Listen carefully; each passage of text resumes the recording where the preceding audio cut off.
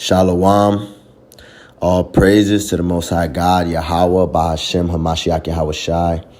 All right, his son, Christ. This is brother Rach Ahrayah from HOI, New York, New Jersey. It also happens to be the Sabbath, so Ashar Shabbat to 12 tribes scattered throughout the four corners of the earth, right? Happy Sabbath. We're here in the rest day of the Lord, so all praises. I pray brothers and sisters are doing well. So the topic that I wanted to discuss today was how Christmas is direct blasphemy against the Most High God, okay?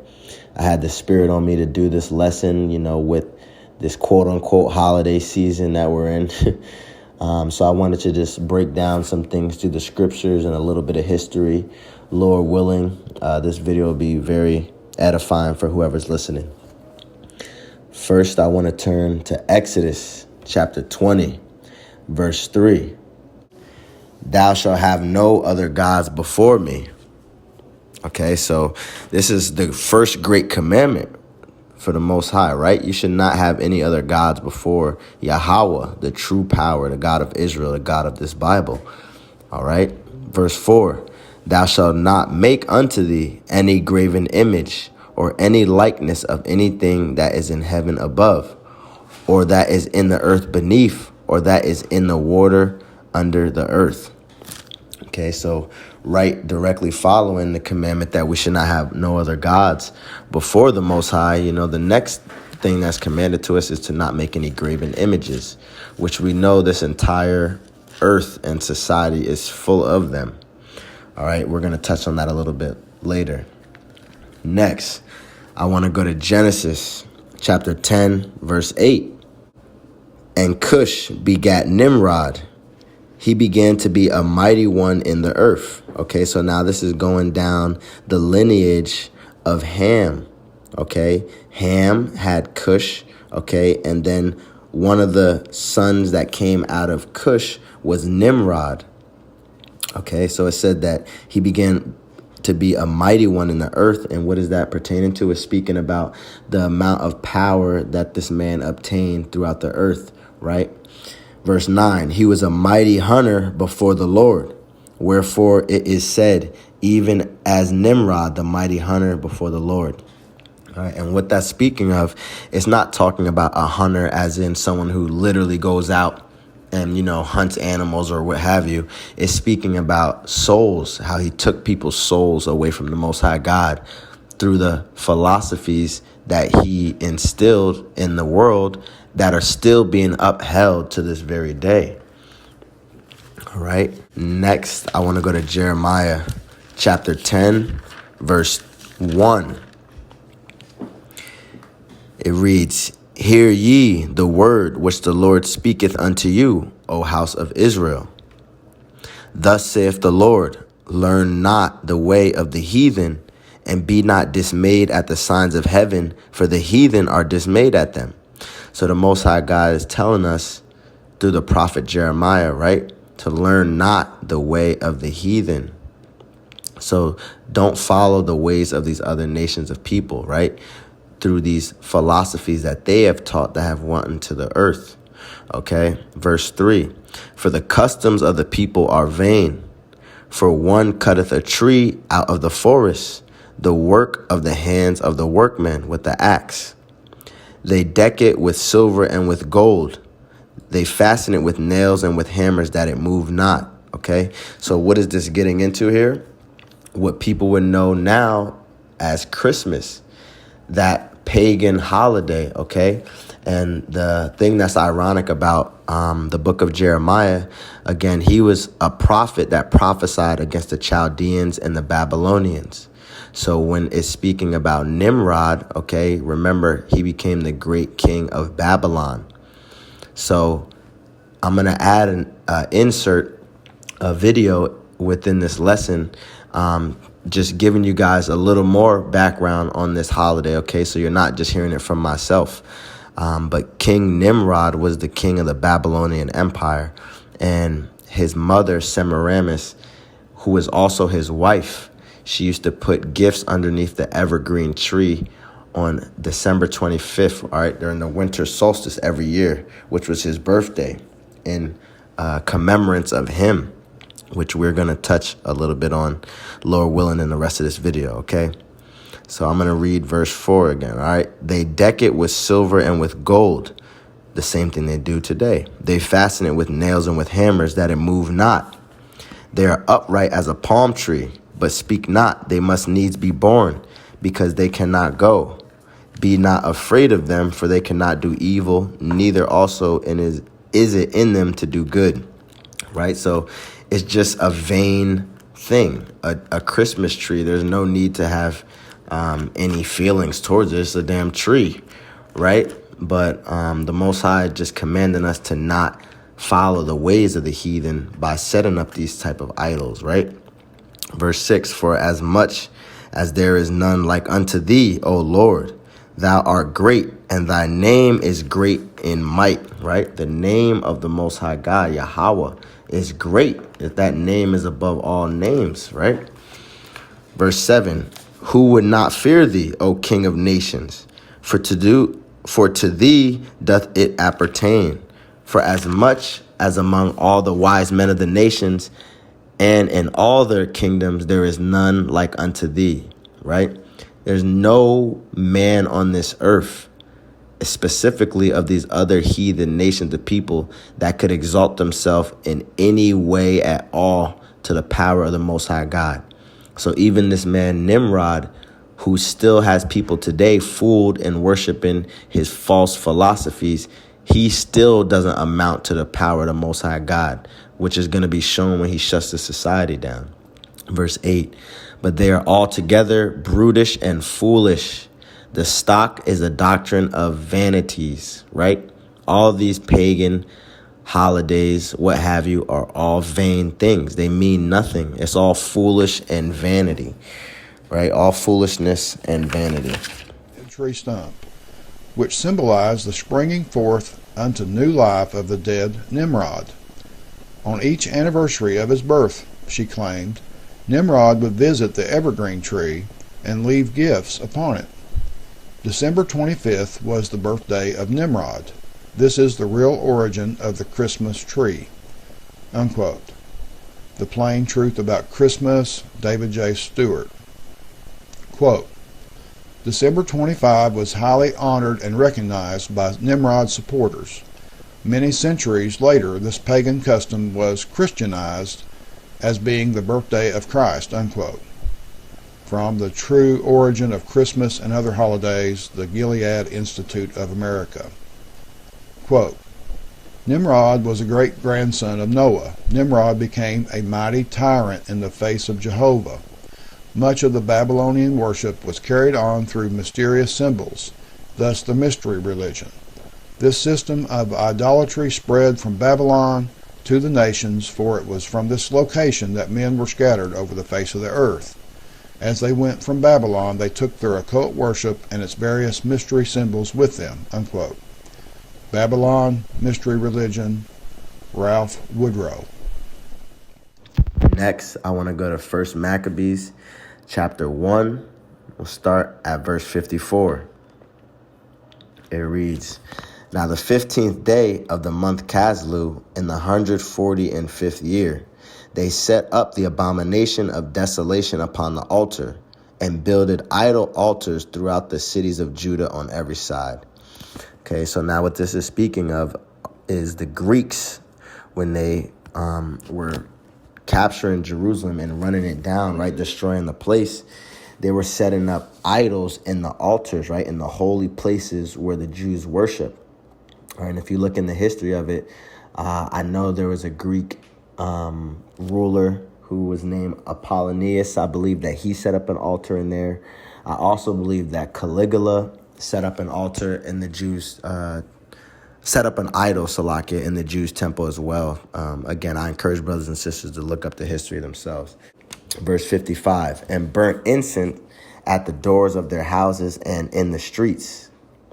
And when they had rent in pieces the book of the law, which they found, they burnt them with fire, right? Because the Greeks found the book of the law, which is the scriptures, the Torah. They found the Jews that were reading this, right? And they were making it so that they couldn't follow their their holy customs that the Most High had given them, right? They had to follow the ways of their oppressors, the Greeks, right? If you read in Second Maccabees, you could read how King Antiochus was making the people of Jerusalem be called Antiochians, right? He was making them conform to the ways of the Greeks, all right? Verse 57, and wheresoever was found with any the book of the testament, or if any consented to the law, the king's commandment was that they should put him to death. So if they found any of our people, any Jews that were following the scriptures, the commandment of the king of the Greeks, of the Grecians, right, is that he should be put to death. And that's exactly what they did to countless amount of Israelites, okay? Verse 58, thus did they by their authority unto the Israelites every month to as many as were found in the cities. So this is something that they just did on a daily basis whenever they wanted to, that they were killing our people for following the commandments of the Most High God. So now I wanted to go to 59 and really hammer this point in, okay? Because obviously a lot of us go to Jeremiah whenever we want to read about the origin of Christmas through the Babylonian Empire. But this scripture here also further validates the idea and the truth that the Greeks also celebrated Christmas by carrying these same philosophies, right? Verse 59, now the 25th day of the month, they did sacrifice upon the altar, which was upon the altar of the Most High God. So it says on the 25th day of the month, all right, the 5th and 20 is 25, right? So the 25th day of the month, what month are they in? It says Caslu. And if you go back into the Hebrew, that's the 9th month, which falls in November/December. So if they're saying it's that time of the year, and that could fit December 25th, that's showing that the Greeks also celebrated that pagan holiday, which was passed down by the Babylonians. And the reason that we can say that that's true and stand on that point is because the same deities that were back in Babylon, even Egypt, if you will, they were all taken up by the Greeks, and they were just given different names. For example, Apollo, these other Greek gods, they were all just given different names, but it's the same deities. Okay, next I want to go to Isaiah chapter 2, verse 8. It reads, their land also is full of idols. They worship the work of their own hands, that which their own fingers have made. Okay, and I wanted to bring this one out because, again, during the time of the Romans, the Babylonians, if you will, all these nations that are against the Lord's chosen people, right? They all had idols that were set up. Okay, so if you go back to Babylon and Baal, right, which again was in commemorance of King Nimrod. Okay, and then even the Greeks with all the idols that they set up of the Greek gods, so forth and so on. And now we come to America where they also have idols set up all over the place and all these graven images.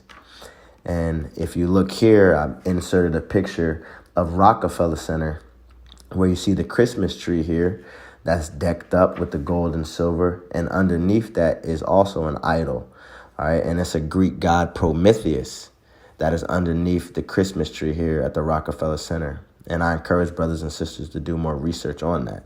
But here directly in the Mecca of the United States, in New York City, right, they have right in front of your face these graven images and idols, which through understanding humbly through the Most High God, we have been given the discernment to know that all this is wicked and against the Lord, right? So next, I want to go to 1 Corinthians chapter 10, verse 20.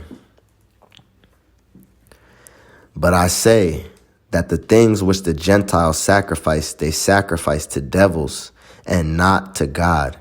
And I would not that ye should have fellowship with devils, right? Because the things that are all sacrificed to these idols are all devilish things, right? They're all wicked things. Because remember, during the time of our people being in our own land, right? During the commandments and the laws. Yeah. Before Yahushua came, we used to sacrifice animals to the Most High God for sin offerings. But Christ was the ultimate sin offering, right? So now we don't make any sacrifices physically for things. So now if you're celebrating these holidays, okay, you are indulging in the sacrifice of those things, whether it be through the foods, whether it be through certain customs that are carried on through these holidays, okay? It's all things that go back to the worshiping of a false god or a deity, right? Which, again, we know that we're not supposed to have any other gods before the Most High, right? So next, let's go to 1 Corinthians chapter 8, verse 4. As concerning, therefore, the eating of those things that are offered and sacrificed unto idols, we know that an idol is nothing in the world, and that there is none other God but one, right? And that's the Most High, Yahweh. So this is speaking and pertaining to eating things that are sacrificed unto idols, right? You know, a brother brought it out, like, you know, it's a burnt offering when you're eating the certain foods that are made and prepared for these wicked holidays, right? Why is it that for these holidays, there's specific foods that are always cooked on these days? You know, there's specific things that are tied together always to the hip with these holidays, these wicked holidays, right? So these are sacrifices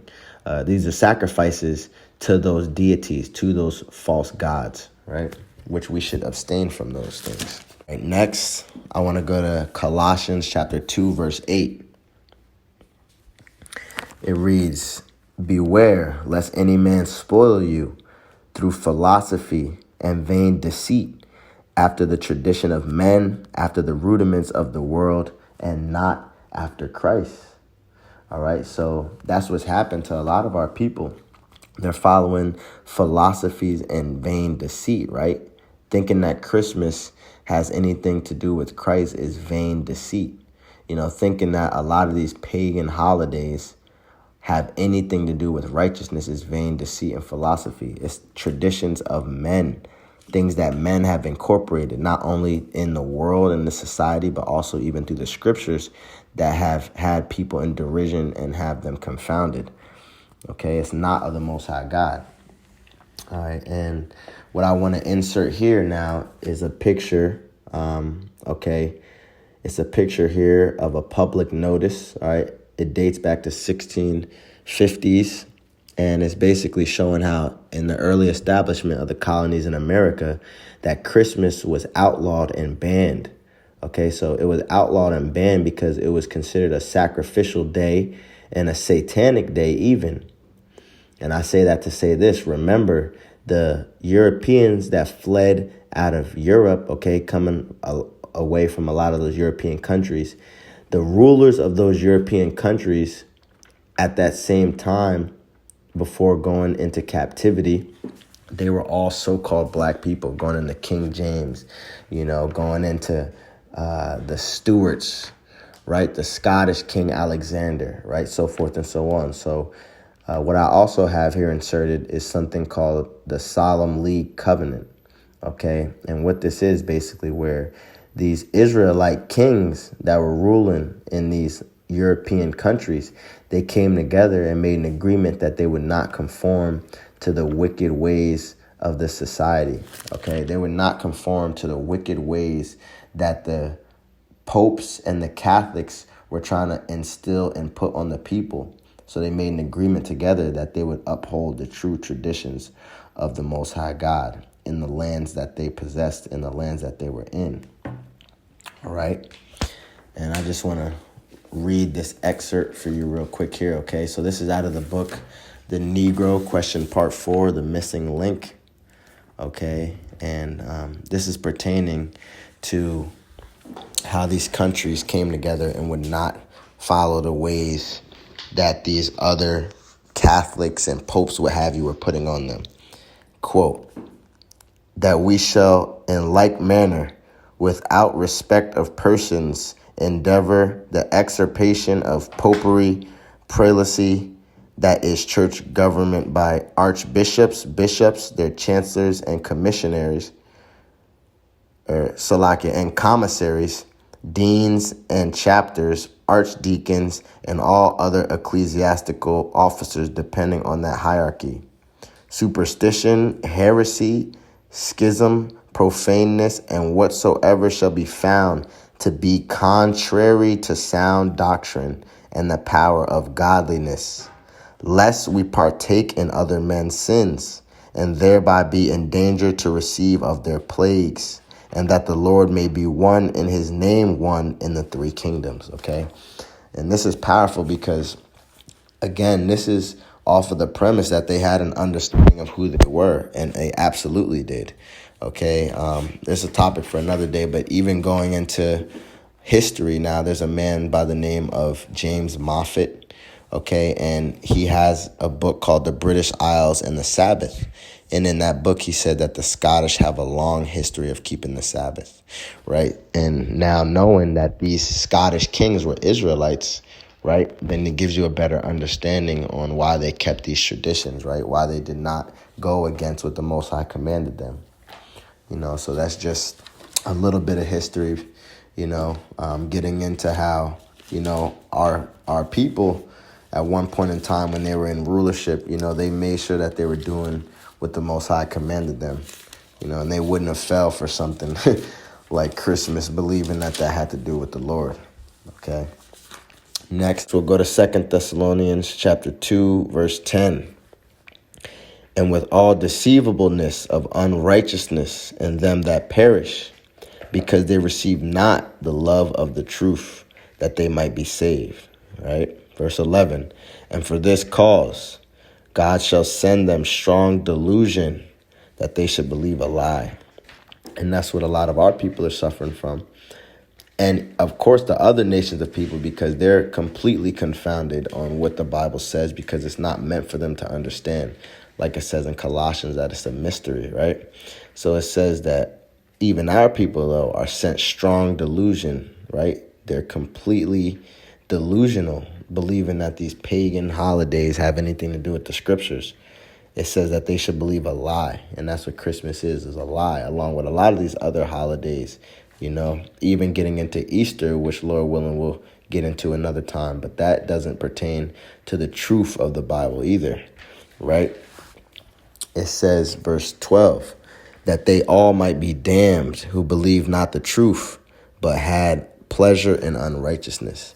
And that's what's going to happen to our people that don't believe the true gospel, right? They have pleasure in unrighteousness. You can tell someone, give them the scriptures, give them the history on how Christmas is an evil day, but yet they're still going to have pleasure in celebrating that unrighteous day. Because why? It's too convenient for them, right? They don't want to give it up. All their family is celebrating it, right? They don't want to truly take up the persecution that you're going to have to follow Christ. All right. Next, I want to go to Revelation chapter 2, verse 14. It reads, but I have a few things against thee, because thou hast there them that hold the doctrine of Balaam, who taught Balak to cast a stumbling block before the children of Israel, to eat things sacrificed unto idols, and to commit fornication. And what is that going back to? All right, all the way back to the Babylonians and Baal, right? Which came out of Nimrod, that idea. So this is what has a lot of our people confused and confounded today, right? Because they're still holding on the doctrine of this wicked king that ruled in the earth at one time over all nations, right? And it's become a stumbling block before the children of Israel because we're caught up in these wicked pagan philosophies and traditions, not knowing that we're supposed to be walking holy and righteous in the commandments of the Heavenly Father, right? Next, I want to go to Revelation chapter. All right, we're going to go to Revelation chapter 17, verse 5. It reads, and upon her forehead was a name written, Mystery Babylon the Great, the mother of harlots and abominations of the earth, right? And this is pertaining to the days that we're in now, because they've carried these philosophies that date all the way back to Babylon, It's still being upheld in this society today. It says mystery Babylon the Great because it's a mystery religion almost. Again, that's being even pushed by the popes, by these churches that are predominantly ran off of Catholicism, right, and Catholic ideals. It says the great mother of harlots and abominations of the earth, because why? A lot of these wicked things that came out of that, original philosophy have been continued to be pushed throughout the history of the earth. All right. Next, let's go to Revelation chapter 18, start at verse 2. And he cried mightily with a strong voice, saying, Babylon the Great is fallen, and is become the habitation of devils, and the hold of every foul spirit, and a cage of every unclean and hateful bird. Right? So that's speaking about where we're at today. Okay? And again, Lord willing, there'll come a time where we could even go into a lesson on that also. But it's saying that Babylon the Great has fallen, right? And this place is upholding the traditions of original Babylon. It says it's become the habitation of devils and the hold of every foul spirit, because there's so much wickedness going on here, right? And they promote it. And a cage of every unclean and hateful bird. And that's twofold too, or multiple layers, because again, the symbol of a lot of these wicked nations that have come up against us, the children of Israel, are birds, and America's symbol is an eagle, which is an unclean bird also. Verse 3, for all nations have drunk of the wine of the wrath of her fornication, and the kings of the earth had committed fornication with her. And the merchants of the earth are waxed rich through the abundance of her delicacies, right?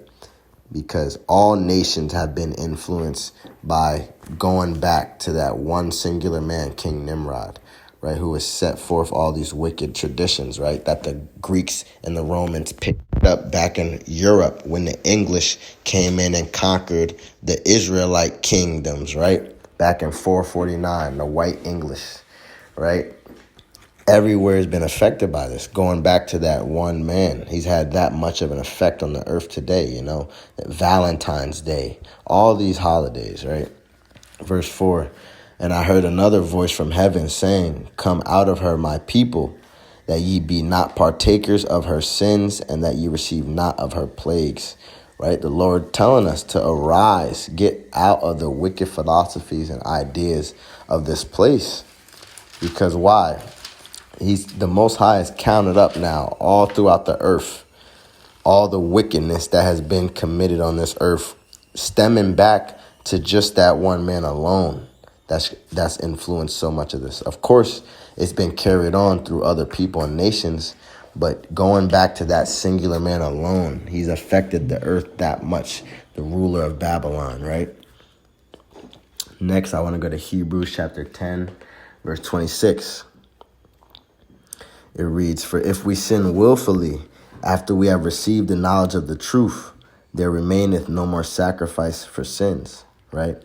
So it says if you sin willfully, celebrating Christmas is sinning willfully, because you know that in the commandments, the Lord said that you should have no other gods before him, and you should not sacrifice to these other gods. So by indulging in that sacrificial holiday, you're directly going against the Most High God. So we understand and have received the knowledge of the truth now. So if we go back into doing that, the Lord not going to deal with us in the same way, because you know now. And if you choose to willingly sin by celebrating these idols, right, then you're going directly against the Most High God. All right. And last, I want to end it off on John chapter 8, verse 32. And ye shall know the truth, and the truth shall make you free, right? And all praises to the Most High God, because we understand the truth now. At one point, a lot of us were celebrating these pagan, wicked holidays, but all praises to the Most High God that he's woken us up and enlightened us, taking us away from these wicked philosophies, right? So we have to continue just striving for the kingdom of heaven. I pray that this video was edifying for whoever's listening. The brothers and sisters, keep striving for that kingdom of heaven. We're all fighting. We're going through this persecution. But again, we have to just remember who's on our side, the Most High power above all, right? Yahweh. So with that, I say all praises to the Most High God and Shalom.